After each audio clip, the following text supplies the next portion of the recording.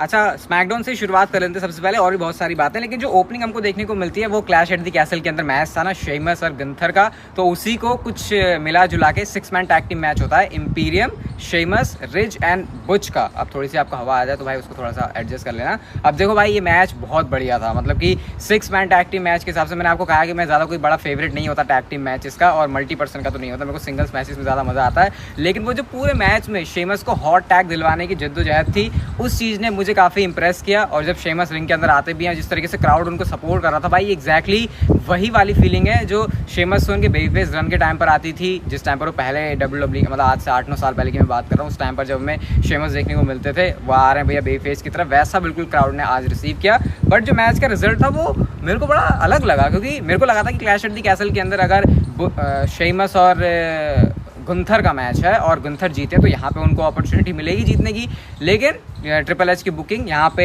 Imperium के double team move के साथ में विक्ट्री हो गई इंपीरियम वाली टीम की, यानी कि गुंथर की टीम यहाँ पे जीत गई है। अब मुझे इनकी राइवलरी देखने में मैं काफ़ी इंटरेस्टेड हूँ, क्योंकि अभी तो इनके बीच सिर्फ एक मैच हुआ है, और डेफिनेटली अब जब आगे आगे अपनी फ्यूड को प्रोग्रेस करेंगे हमको उसको देखने में और ज़्यादा मज़ा आएगा। बट ओपनिंग वही है, ट्रिपल एच ने कोई बहुत बैंगर नहीं रखी, ये सोच के कि हम कुछ हमेशा बड़ी चीज़ रखें, 6 मैन टैग टीम मैच रखा, और मैचेस आपको पता ही है ऐसे होता है कि जब वो हो जाते हैं उसके बाद हम उसको रेट करते हैं। तो मुझे इस मैच को देखने में मज़ा आया, और कुछ यूनिक ओपनिंग ट्रिपल एच ने करने की कोशिश करी है। इसके बाद गाइस हमको Raquel and Alia versus toxic attraction का मैच देखने को मिलता है। यहाँ पे कुछ भी खास नहीं बोलने के लिए, विक्ट्री यहाँ पर हो जाती है जो टैग टीम चैंपियंस है रकेल एंड आलिया की। इसके बाद आता है फेटल 5 मैच शो के ऊपर, Sonya Deville versus Natalya versus Xia Li versus Lacey Evans versus Ronda Rousey, and जो भी इस मैच को जीतेगा उसको डायरेक्ट अपॉर्चुनिटी मिल जाएगी एक्सट्रीम रूल्स के अंदर लिव मॉर्गन को फेस करने के लिए for the SmackDown women's championship. और ये मैच बड़े ही क्विक फैशन में एंड हुआ, टैप आउट पर टैप आउट हो रहे हैं, सबमिशन वगैरह लग रहे हैं, और एकदम से ज़ाया ली, सोनिया डेविल और लेसी एवंस का पत्ता कट जाता है। एंड में रोंडा राउजी और सोनिया डेविल ने थोड़ा बहुत लड़े, लेकिन उसके बाद रोंडा राउजी ने यहाँ पे जो है काम तमाम कर दिया सोनिया डेविल का, जब उनको उन्होंने टैप आउट करवा दी, और इस तरीके से विक्ट्री मिल गई है रोंडा राउजी को। इसका मतलब कि रोंडा राउजी वर्सेस लिव मॉर्गन का पहला मैच ऑफिशियल हो गया एक्सट्रीम रूल्स के लिए। तो ये काफ़ी तगड़ा चैलेंज होने वाला है लिव मॉर्गन के लिए, क्योंकि रोंडा राउजी जब सामने होती है और तुम्हारे अगेंस्ट में वैसे ही हो जाते हैं। तो देखते हैं इस चैलेंज से किस तरीके से फाइट करने वाले लिव मॉर्गन। इसके बाद फिर से शो के ऊपर बोरिंग चीज़, यार देखो ये मल्टी पर्सन मैच है, 8 मैन टैग टीम मैच होता है, maximum male models and Los Lotharios versus street profits and हेट्रो। नो डाउट ये मैच बहुत अच्छा था। इस मैच के अंदर जो सीक्वेंसेस थे यार, मॉन्टेज फॉर्ड जब ऐसे कूदने के काम करते हैं तो वो हमेशा ही बहुत ज़्यादा मस्त लगते हैं, और आज भी वही चीज़ थी इसके अंदर। और जो बेफेस टीम है वो इस मैच के अंदर, अब मैं क्या बोलूँ इसके बारे में, अगर आपको समझना है तो आप लोग इस मैच को जाके देख सकते हो, क्योंकि मैच ही अच्छा था। वैसे स्टोरी लाइन वाइज मेरे को ऐसा कुछ ऐसा लगा नहीं खास। Street profits and hetero team ने इस मैच में विक्ट्री ले ली। इसके बाद अल्फा अकेडमी हमको देखने को मिलती है, और ये मेरे को मस्त सेगमेंट लगा शो से। ये शो की कुछ अच्छी चीज़ों में से था जब अल्फा अकेडमी यानी कि ओटिस एंड गेबल आते हैं, और यहाँ पे वो बात करते हैं ब्रॉन स्ट्रोमैन ने कैसे उनकी जो अपॉर्चुनिटी उसको बेकार कर दिया। ऐसे वैसे ओटिस अगर सामने से खड़ा होता तो ब्रॉन स्ट्रोमैन उस इडियट को बता देता कि ओटिस क्या चीज़ है, लेकिन आज मौका था ओटिस के पास ऐसा करने का, बट क्या वो चीज़ कर पाए। ब्रॉन स्ट्रोमैन का थीम सॉन्ग प्ले होता है, नया टाइटनट्रॉन है, नया थीम सॉन्ग, मतलब नया नहीं एग्जैक्टली, उसको आप कह सकते हो रिमिक्स टाइप का कर दिया है, जो कि अच्छा लग रहा है। मतलब नया बंदा आया, तुम उसको बिल्कुल पुरानी चीज़ के साथ लेके आ जाओगे तो वो भी अच्छा नहीं लगेगा। तो ब्रॉन स्ट्रोमैन के साथ ये थोड़ा सा चेंज हुआ। अब ब्रॉन स्ट्रोमैन आते हैं और भाई तबाही मचानी उन्होंने शुरू कर दी है। भाई उन्होंने पावर बॉम्ब ओटिस को भी दिया है, जो कि 350 पाउंड के आसपास हैं, इतना तो उनका आराम से हो गई। तो भाई उस बंदे को ऐसे उठा के पटकना ये बिल्कुल मजाक बात नहीं होती है। जिस तरीके से वो मैन हैंडल कर रहे हैं, ब्रॉन स्ट्रोमैन की स्ट्रेंथ, भले ही आपको लग रहा होगा कि उनने कटिंग कर ली है, बहुत ज़्यादा मसल्स की डेफिनेशन अच्छी आ गई है, हल्का सा साइज़ आप कह सकते हो कंपैरेटिवली कम हुआ है, क्योंकि उन्होंने फैट परसेंटेज कम किया है, बट उसके बावजूद भी स्ट्रेंथ यहाँ पे वही रिमेनिंग है, वही सेम है, वही मेंटेन करके रखी हुई है। और मज़ा आया ब्रॉन स्ट्रोमैन को ऐसे देखने में। थोड़ा सा लोग क्रिटिसाइज़ कर रहे हैं उनके रिंग गियर को लेके, जो कि रेड है शायद, हाँ, और टाइटनट्रॉन पे लिखा था monster of the all monsters, ऐसा करके कुछ लिखा था। तो मुझे उनका गियर थोड़ा सा अजीब लग रहा है, पता नहीं क्यों लग रहा है, बिल्कुल ही वो अलग से लग रहे हैं। रेड मतलब ऐसे मॉन्स्टर पे इतना सूट नहीं करता, बट खैर हम गियर से ज़्यादा क्या करें जब उनके कारनामे अच्छे हो रहे रिंग के ऊपर। तो ब्रॉन स्ट्रोमैन की आगे बुकिंग के लिए मैं एक्साइटेड हूँ, और मैं ये देखना चाहता हूँ कि आगे उनको क्या बड़ी अपॉर्चुनिटी मिलने वाली है। बड़ी अपॉर्चुनिटी से आई होप आप लोग मतलब समझ रहे होगे। शो के मेन इवेंट के अंदर हमको क्या देखने को मिलता है, Drew McIntyre and solo Sikoa का मैच। अब इस मैच से पहले सीन क्या होता है, ऊसोस एंड सैमी ज़ेन यहाँ पे आते हैं, और ऊसोस और सैमी ज़ेन जब आते हैं तो यहाँ पे इनके बीच में बातें हो रही हैं, सोलो सिकोवा का इंट्रोड्यूस किया जा रहा है, वो अपना परचम लहराने की बात कर रहे हैं, सब कुछ बातें हो रही हैं, लेकिन ड्रू मैकिंटायर उनको इंटरप्ट करते हैं। ये मेन इवेंट के अंदर नहीं, पहले हुआ था। इंटरप्ट करने के बाद ड्रू मैकिंटायर के सामने सोलो सिकोवा अलग खड़े होते हैं, बट उनको जो है चेयर से मार के भगा दिया और ड्रू मैकिंटायर यहाँ पे स्टैंड टॉल ही करते हैं, सबको भागना पड़ जाता है। सैमी ज़ेन को उन्होंने चेयर शॉट मार दिया, जबकि वो सोलो सिकोवा का माना था, क्योंकि सैमी ज़ेन पीछे से उनको आके पुश कर देते हैं और अपने ऊपर ही अटैक ले लेते हैं। उसके बाद शो के मेन इवेंट के मैच ऑफिशियल हो जाता है। अब पहले तो इनके बीच काफ़ी बातें चल रही होती हैं कि क्या हमको रिंग साइड के ऊपर आना चाहिए, क्या हम ऐसा करें वैसा करें, लेकिन फिर डिसाइड होता है सारे बंदे रिंग साइड के ऊपर आएंगे। एंड अभी रोमन रेंज कहाँ थे उसके बारे में बात करेंगे।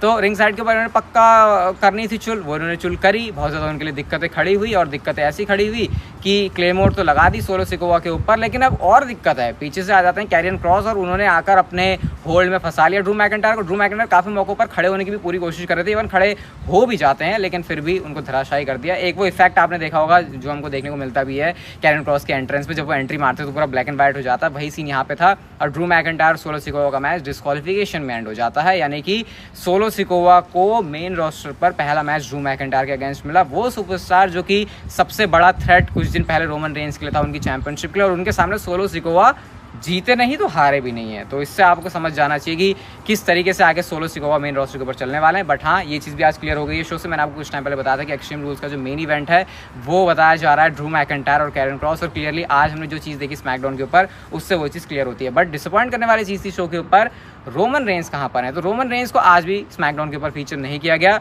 ये मेरे ख्याल से रोमन रेंज की रिसेंट टाइम में किसी भी चीज़ को ले लो, बोरिंग आपने किसी मौके पर बोला रोमन रेंज का कैसे बोला, एटलीस्ट बंदा शो के ऊपर शो अप करता था, बट वो चीज़ अब नहीं हो रही है। तो ये बहुत ज़्यादा डिसअपॉइंटिंग है। चलो पीपीवी या फिर प्रीमियम लाइव इवेंट के अंदर नहीं आना एक बार को समझ में आती है बात, लेकिन अगर वीकली शोज भी मिस हो रहे हैं तो मेरे ख्याल से ऊसोज एंड सोलो सिकोवा को जो हेल्प मिल सकती थी, मतलब रोमन रेंज के साथ खड़े होने से जो उनके ऊपर अटेंशन आती, वो मौका डब्ल्यूडब्ल्यूई मिस करी। और सोलो सिकोवा का डेब्यू हो रहा है और रोमन रेंज शो के ऊपर नहीं है, ये बात मेरे दिमाग से बिल्कुल बाहर है। आपके इसके ऊपर क्या थॉट्स मुझे बताना, लेकिन इससे मैं बहुत ज़्यादा डिसअपॉइंटेड हूँ। लेकिन आपको कुछ और चीज़ें मैं बताता हूँ। सबसे पहले एक अपडेट आई है रेसलिंग ऑब्जर्वर न्यूज़ लेटर की तरफ से, और ड्रू मैकिंटायर क्यों नहीं जीते रोमन रेंज के सामने, इसके बारे में क्या बात है। इसके बारे में बात यह है कि सिर्फ एक रीज़न है ड्रू मैकिंटायर का हार और रोमन रेंज की जीत का, और वो है क्योंकि डब्ल्यूडब्ल्यूई सेट करना चाहती है रोमन रेंज को लेजेंड ऑफ दिस जनरेशन। यानी कि अगर रोमन रेंज ड्रू मैकिंटायर के सामने यहाँ भी जीत जाते तो डब्ल्यूडब्ल्यूई स्टैब्लिश कर पाती रोमन रेंज को, ऐसा उनका सोचना था। और ये एक बहुत बड़ा मेजर रीज़न रहा कि आखिर क्यों हमको जो विक्ट्री है वो देखने को मिलती है रोमन रेंज की क्लैश एट द कैसल के अंदर। इवन गाइज एक स्टैट और सामने आया रोमन रेंज के बारे में, और वो ये है कि 1000 दिन रोमन रेंज को हो चुके हैं बिना पिन हुए डब्ल्यूडब्ल्यूई कंपनी के अंदर। और अगर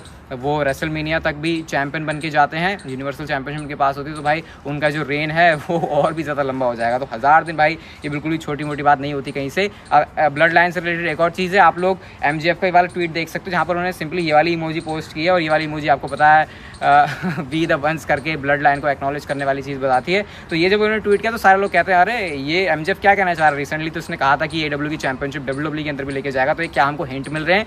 अब क्या हुआ, उसके बाद उन्होंने उसका क्लैरिफिकेशन दिया, थोड़ा सा मज़े तो ले लिए, अब मज़े लेने के बाद क्लैरिफिकेशन भी देना था।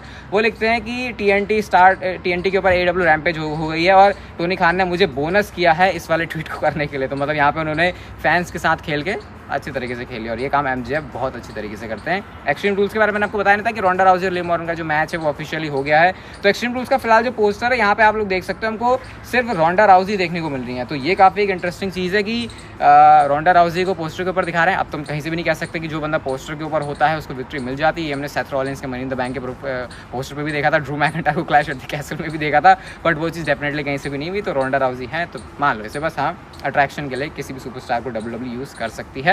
जे ऊसो की बात करते हैं तो नई इंक नया टैटू उन्होंने अपनी चेस्ट के ऊपर बना रहे हैं, जो कि आप लोग देख सकते हो इंस्टाग्राम के थ्रू उन्होंने बनाया है। और डेफिनेटली जो टैटू है वो उनकी ब्लड लाइन के लिए ही है, क्योंकि जो पूरी फैमिली है उनको वो रिप्रेजेंट करते हैं, तो उसी को लेके शायद उन्होंने यहाँ पर ये टैटू बनाया है। अब दोनों ही चेस्ट के ऊपर हमको जे ऊसो का टैटू देखने को मिल रहा है। अभी तक रिंग के अंदर तो शायद देखा नहीं ना हमने, बट हाँ जल्दी इसको भी फ्लॉन्ट और फ्लेक्स करते हुए दिखाई देंगे। एंड ये इनकी मतलब मस्त लगता है, कूल टैटू, ये जो पूरी ट्रैवल वाली चीज़ है। वैसे उनकी फैमिली से रिलेटेड है तो उनके लिए ये करना और भी ज़्यादा ऑनर की बात होगी। हम चलते हैं गाइस हमारी आज की नेक्स्ट एंड फाइनल स्टोरी की तरफ। और रिसेंट में मैंने आपको बताया था कि रोमन रेंज का जो बेफेस टर्न है डब्ल्यूडब्ल्यूई इसको प्लान करेगी जब वो अपने इस वाले जो रोमन रेंज का हील टर्न चल रहा है उसके बाद ही जो नेक्स्ट स्टेप है। लेकिन गाइज ये आइडिया ऑलरेडी बैक स्टेज में पिच हुआ Paul Heyman and Roman Reigns के सामने कि रोमन रेंस का जो ट्राइबल चीफ वाला कैरेक्टर है उसको हमको बेबी फेस बनाना है, बट इस वाले आइडिया के ऊपर रिफ्यूज कर दिया है Roman Reigns and Paul Heyman ने। उनके अकॉर्डिंग ट्राइबल चीफ रहेगा तो वो सिर्फ हील रहेगा, इस सुपरस्टार को, इस कैरेक्टर को, इस गिमिक को हम बेबी फेस में टर्न नहीं करने वाले। अब इससे दो बातें सामने आती हैं, या तो रोमन रेंस का फेस टर्न होने ही नहीं वाला, या फिर दूसरा रीज़न ये है कि Roman Reigns big dog character में ही वापस जाएंगे और उसके बाद ही WWE उनके फेस टर्न के बारे में सोच सकती है, क्योंकि WWE का मानना ये है कि इस समय रोमन रेंस का ट्राइबल चीफ कैरेक्टर सही चल रहा है, उनको ऐसा एक्सपेरिमेंट करने की जरूरत नहीं है और जो सारा बर्डन है इस समय वो रोमन रेंस कैरी कर रहे हैं, जो कि बहुत ज़्यादा बिलीवेबल बात है, क्योंकि अगर रोमन रेंस इस समय ना हो तो फिर वैसे उनकी अपसेंस कितनी ज़्यादा हमको खलती है स्मैकडाउन के ऊपर, वो आज ही शो से पता चला। तो ये चीज़ क्लियर ही है कि रोमन रेंस इस समय कंपनी के बारे में इस कैरेक्टर के साथ सही चल रहे हैं और WWE शायद एक्सपेरिमेंट ना करना चाहे, तो फिर आपको वेट करना पड़ सकता है रोमन रेंस के बेबी फेस कैरेक्टर के लिए। वैसे पसीना काफ़ी आ गया तो उस चीज़ के लिए इस वीडियो को लाइक, वीडियोस को पसीना आ गया। ये वीडियो अच्छी लगी तो like, share, subscribe, notification bell को ऑन कर दो and see you guys in my next video.